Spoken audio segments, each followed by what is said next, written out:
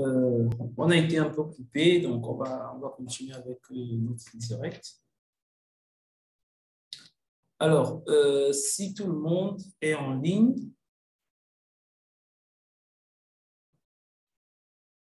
alors je disais donc tantôt que voilà le schéma qui illustre l'entreprise sur le digital.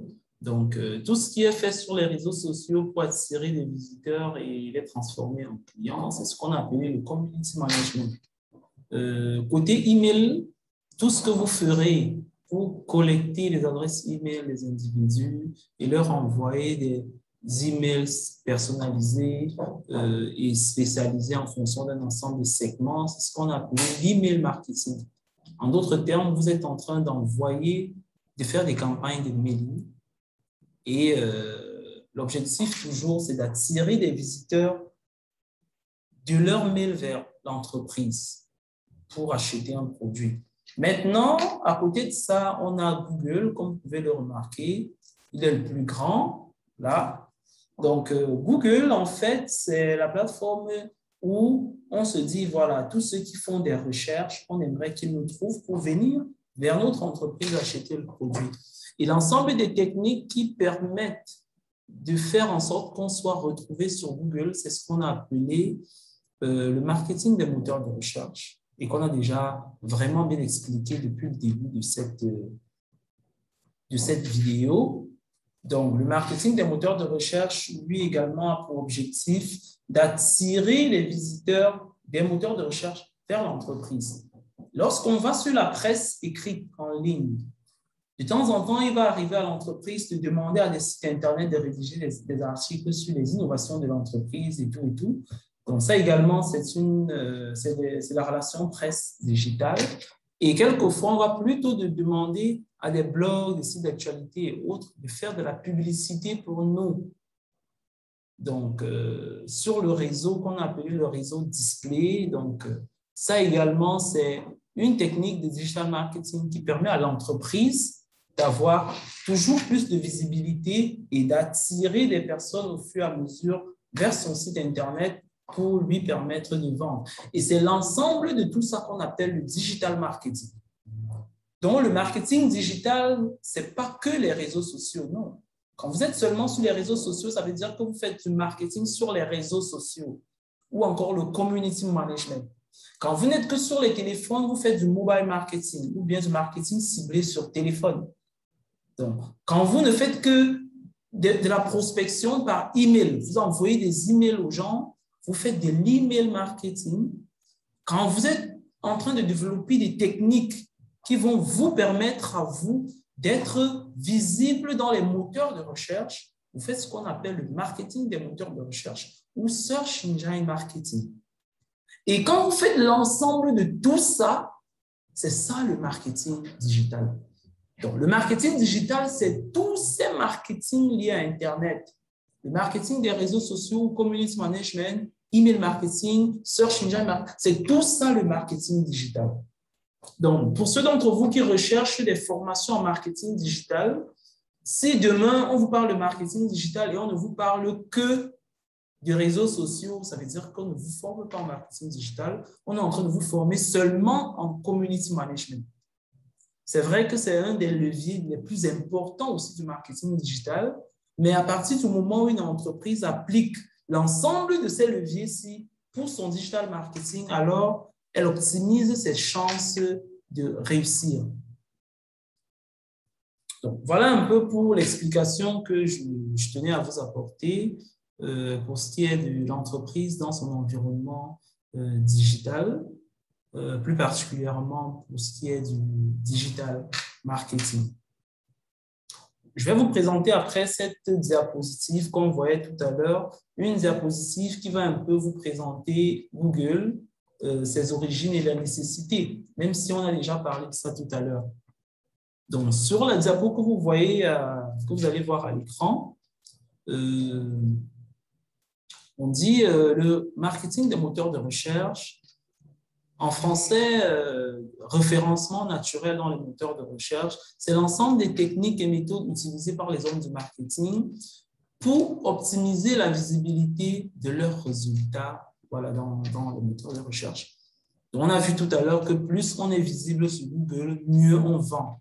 Parce que Google, en fait, filtre et renvoie vers nous des personnes qui cherchent nos produits ou des informations qui nous concernent ou bien des informations sur notre entreprise. Donc, c'était un peu ça. Et sur cette diapositive également, pour vous faire comprendre que vraiment, Google regorge d'une panoplie d'opportunités, je vais vous présenter quelques chiffres de Google dans le monde. Donc, il est important de savoir que Google est le moteur de recherche qui a le mieux réussi à indexer et à classer les contenus. Donc, les résultats de Google sont les meilleurs résultats comparés aux résultats des autres sites Internet. Et pour cela, Google a gagné la plus grosse part de marché des moteurs de recherche dans le monde. On va voir dans la diapo qui va suivre que Google a près de 91% de part de marché des moteurs de recherche au monde. 91% de parts de marché des moteurs de recherche au monde sont gagnés par Google pour la simple raison que Google a l'algorithme le plus sophistiqué. Google déçoit rarement. Et quand bien même quelquefois on a l'impression que Google déçoit, c'est parce que parfois les termes de notre requête n'avaient pas été bien sélectionnés. Et quand on fait des recherches et qu'on n'a pas de résultats corrects, quelquefois on change de termes de requête. Et ce n'est pas la même chose exactement pour les autres moteurs de recherche. Parfois, on fait des recherches et on trouve des choses qui ne sont vraiment pas appropriées, quelle que soit la façon, quel que soit le nombre de fois qu'on change de requête. Donc, les internautes aujourd'hui dans le monde sont fidèles à Google pour cette raison-là. Et c'est la raison pour laquelle également Google a 91% la maîtrise des besoins exprimés par les internautes sur Internet. C'est ce que les chiffres de ce camembert que vous avez à l'écran veulent dire. Donc, Google maîtrise les besoins des internautes ou des hommes dans le monde à hauteur de 91%. Alors, les chiffres d'à côté également vous font comprendre que 30 000 milliards de pages sont indexées par Google à ce jour. Il faut bien que votre site Internet, ou que les pages de votre site Internet soient parmi ces 30 000 milliards de pages. 20 milliards de sites web sont crawlés par Google chaque jour. 20 milliards de sites Internet sont crawlés, sont visités, sont indexés par Google chaque jour. 3,3 milliards de requêtes sont effectuées chaque jour sur Google.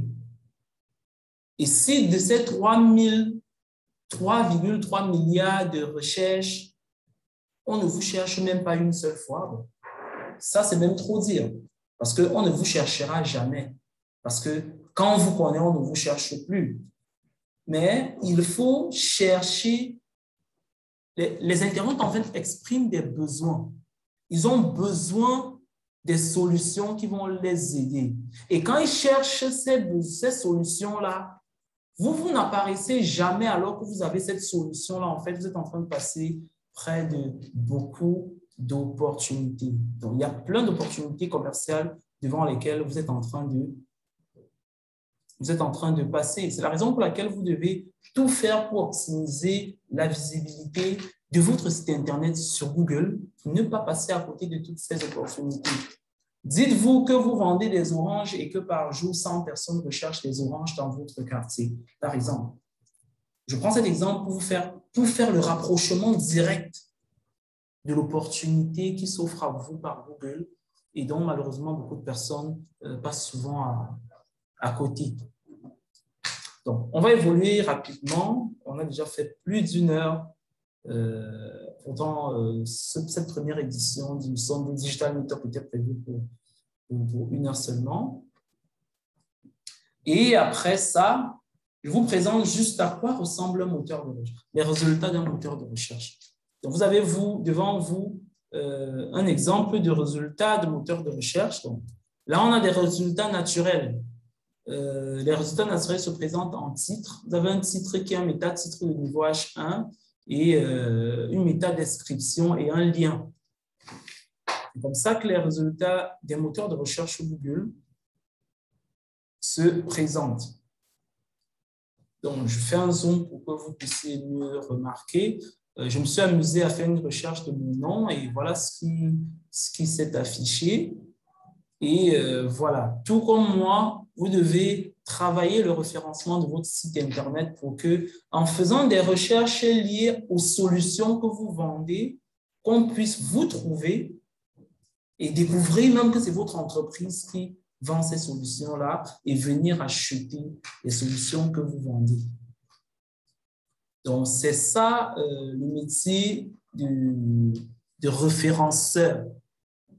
Donc, c'est ça le métier de référenceur. Et pour être visible sur Google, Google est parti sur une logique très simple. Google se dit, voilà, je vais mettre en première position le site Internet qui m'aura convaincu qu'il a le meilleur résultat. Quand, de par la qualité de vos contenus web, vous réussissez à montrer à Google que vous avez les meilleurs résultats aux requêtes des internautes, lui va vérifier pour s'assurer que vous ne mentez pas. Parce que si vous mentez, il court le risque d'offrir un mauvais résultat qui va faire partie de ses visiteurs. Et vous vous souvenez de comment Google fait pour gagner de l'argent. Donc, Google ne souhaite pas que ses visiteurs aient des mauvais résultats, raison pour laquelle Google va vérifier vos contenus pour s'assurer que vos contenus sont les meilleurs. Et comment Google vérifie? Google se base sur un ensemble de critères qui lui permettent de savoir que vos contenus sont les meilleurs. Je vais présenter quelques critères seulement avant qu'on ne termine avec cette première édition du Sunday Digital Meetup. Le premier critère, en fait, c'est le critère qu'on a appelé la densité sémantique. Sémantique, vous comprenez là les mots, les termes. Un article consistant qui a beaucoup de texte, Google le prend beaucoup plus au sérieux qu'un article qui a très peu de texte parce que Google va sur la logique selon laquelle plus on a de texte, mieux c'est expliqué. Donc ça, c'est la logique de Google quand il parle de densité sémantique. Mais attention, certaines personnes vont se dire qu'elles peuvent tromper Google en mettant trop de texte dans leur contenu alors que la qualité, maintenant, elle est mauvaise. Sauf qu'il y a d'autres critères de Google qui vont vous rattraper, notamment la pertinence de votre contenu. Le robot de Google, il est extrêmement intelligent et il est capable de savoir de quoi est-ce que parle un article. Est-ce que l'article parle effectivement de ce dont le propriétaire du site Internet, de la promesse faite par le propriétaire du site Internet? Google sait également le détecter à travers ce qu'on a appelé les keywords. Donc, on a le focus keyword et on a des keywords secondaires.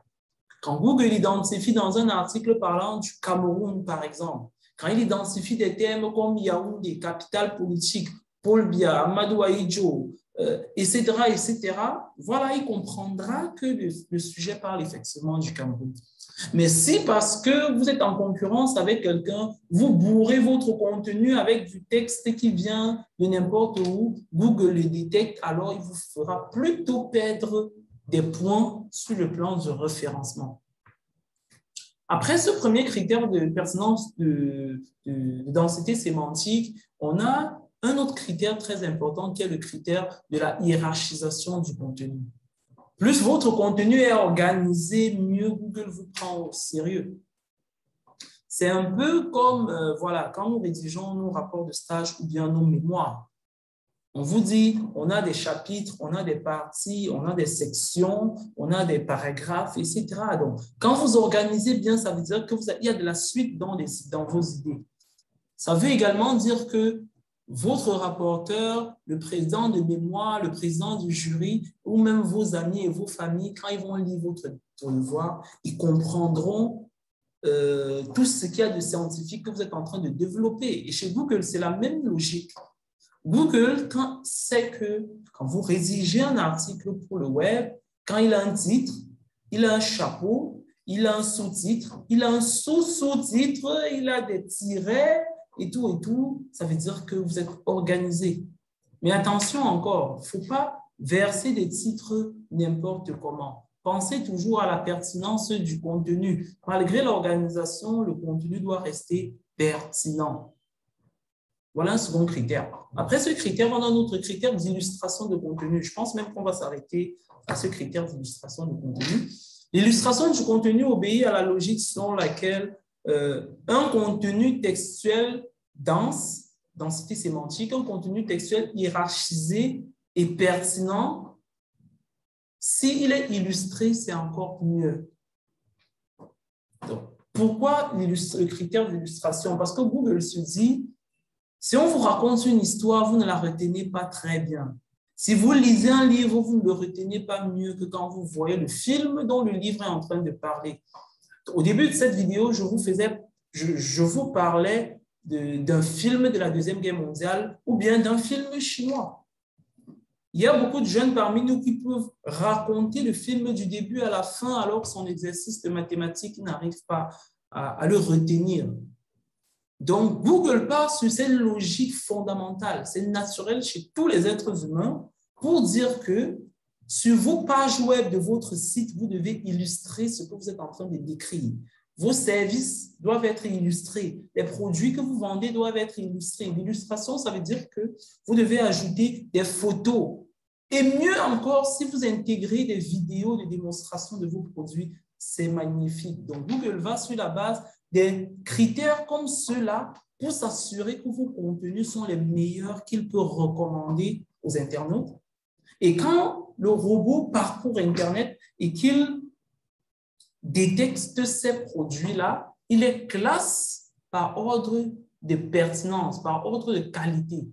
C'est ce qu'on appelle le PageRank. Le PageRank, en fait, il vous donne une note qui déterminera votre position dans les moteurs de recherche. Et quand vous avez bien fait tout ce travail d'optimisation, vous êtes très bien classé, vous recevez beaucoup de visiteurs par rapport à vos concurrents, et quand ces visiteurs-là sont qualifiés, et d'ailleurs, ils le sont beaucoup plus sur les moteurs de recherche qu'ailleurs, vous vendez beaucoup plus que d'autres personnes. Donc voilà en résumé les origines du référencement, la naissance des moteurs de recherche et leur nécessité, l'importance des moteurs de recherche pour les internautes, pour les entreprises et voilà, et pour tout le monde à la fin. Donc, il existe plusieurs autres critères de référencement.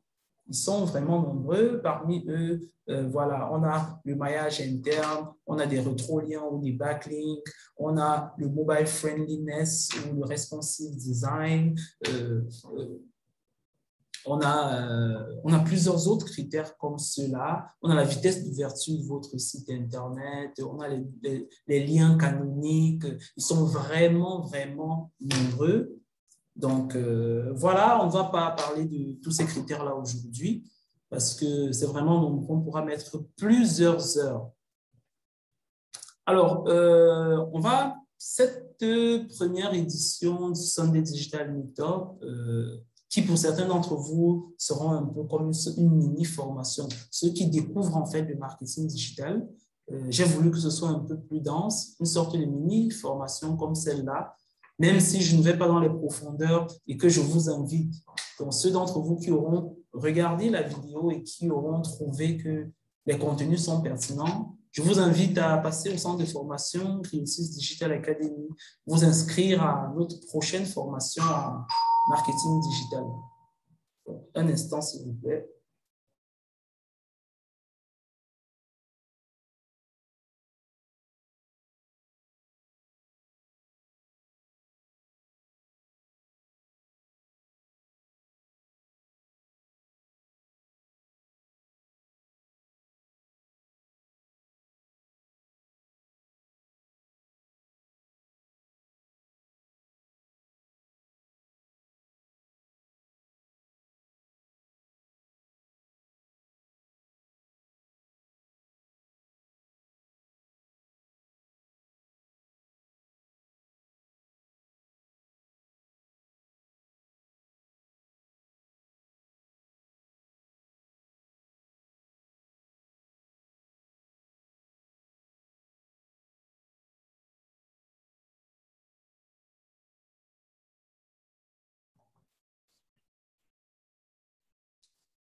Alors, donc, comme je vous disais il y a juste un instant, on va s'arrêter à ce niveau-ci. Pour ceux d'entre vous qui sont intéressés, qui ont peut-être compris et qui veulent vraiment faire du référencement de façon pratique, parce qu'au centre de formation, au-delà de la théorie, comme tout ce qu'on vient de dire, si nous formons vraiment sur la pratique du référencement, ça veut dire que vous viendrez, vous rédigerez des articles, ou vous viendrez avec votre site Internet, et on va vous former sur l'audit de référencement, sur tous les critères, vous devez les maîtriser au bout du doigt, et vous aurez à la fin des compétences pour faire du référencement vraiment pratique de vos sites Internet ou du site Internet des entreprises pour lesquelles vous travaillez.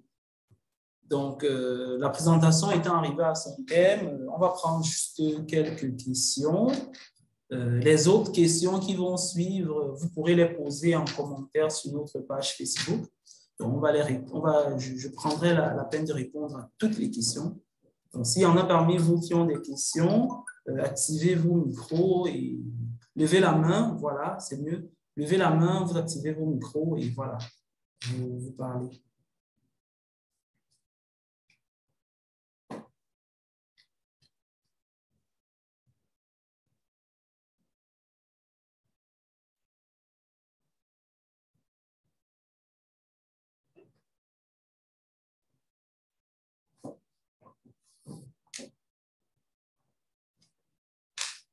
Alors, il n'y a pas de questions. Puisqu'il n'y a pas de questions, je vois un commentaire. J'aimerais me former chez vous en marketing digital. Willy Jospin dit qu'il aimerait se former en marketing digital. Voilà, visitez notre site internet academy.griotis.com. Nous sommes à Douala, à Makepe-Misoke, à 50 mètres de la station Bukom, premier étage de l'immeuble vert. Donc, vous passez quand vous voulez vous inscrire. Il y a d'ailleurs une formation qui a démarré. Elle va durer 3 mois et nous sommes nous avons déjà fait 3 séances et il en reste 21 séances qui permettent vraiment aux participants de maîtriser dans les détails ce que c'est le marketing digital et surtout de pratiquer parce que notre objectif, c'est vraiment que tous les participants soient des pratiquants de la discipline. Donc, pour la formation en cours, il faut juste que vous veniez rattraper les autres. Donc, venez juste rattraper voilà, les autres qui sont là. Et voilà, on n'a que fait 3 séances, comme je le disais, sur 24. Donc, il n'y a pas grand-chose qui a déjà été fait. Il y a beaucoup de choses qui vont arriver. Donc, ça me permet donc de profiter pour parler des modules de la formation marketing digital que nous offrons chez Griotis. Donc, c'est une formation complète sur les leviers que nous avons vus sur le schéma tout à l'heure. Donc, la formation touche le marketing des moteurs de recherche. On voit c'est quoi le référencement naturel et on le pratique. Et après, on voit tout ce qui est référencement payant, comment concevoir la campagne, comment payer avec sa carte Visa pour voir ses résultats s'afficher dans les moteurs de recherche. Donc, une fois que cette partie qui dure 1 mois est finie et que chaque participant a maîtrisé, a rédigé son article, que son article a effectivement été référencé, on passe au deuxième module qui est le module de publicité digitale. Donc, au quotidien, quand vous prenez vos téléphones, vous voyez des publicités s'afficher dans les applications mobiles. Quand vous êtes sur votre ordinateur, vous voyez des pubs. Ça, c'est ce qu'on appelle la publicité digitale. Et sur le digital, c'est le support de la méthode de publicité qui permet aux marques de gagner très rapidement en notoriété. Et c'est des publicités très puissantes parce que vous pouvez faire des ciblages en fonction de la ville des internautes, de leur sexe, de leur tranche d'âge et de beaucoup d'autres critères. C'est ce que les Anglais appellent du behavior targeting. Donc, vous pouvez faire du ciblage comportemental grâce au digital. Après cela, on a le marketing des réseaux sociaux. Toujours dans cette grande formation en marketing digital, il y a le module Community Management où on vous apprend en fonction de votre entreprise et de votre produit comment définir la stratégie de communication efficace sur les réseaux sociaux qui vous permettent de recruter des fans, de les gérer, de les faire grandir et au-delà de tout, de les emmener à acheter votre produit ou votre service. Et le dernier module maintenant, c'est l'email marketing. comment créer un compte email marketing, le paramétrer, l'intégrer à votre site Internet, en sorte qu'il puisse collecter les adresses email des visiteurs de votre site Internet et de les stocker et puis envoyer des newsletters organisés, automatisés et tout, et tout. Ça, c'est ce que nous apprenons pendant cette formation. C'est pour ça qu'elle fait 3 mois. C'est une formation qui se tient 2 fois par semaine, le mercredi et le samedi, 3 heures de temps par séance. Au total, 24 séances fois 3 heures chacune. Et c'est largement suffisant pour vous permettre de vraiment maîtriser la discipline. Je vais dire, comme il n'y a pas eu d'autres réponses, je vais remercier tout le monde tous ceux qui ont répondu présents à cette première session du Sunday Digital Meetup. Donc, la semaine prochaine, on aura un autre intervenant qui viendra nous édifier sur un autre sujet du digital. Et voilà, je vous invite tous à être présents encore. Ce ne sera pas le marketing digital, mais ça pourra être un sujet sur la digitalisation de l'entreprise en elle-même. Ça pourrait être un sujet sur la cybersécurité et la protection des données. Ça pourrait être un sujet sur le e-commerce. Ça pourrait être un sujet sur l'analyse de données, les big data et le business intelligence. Donc, nous allons vous annoncer le prochain meet-up mercredi au plus tard. Donc, voilà. Toujours, on sera sur Zoom ensemble et le direct se fera sur notre page Facebook. Merci à tous et vraiment excellente semaine à chacun.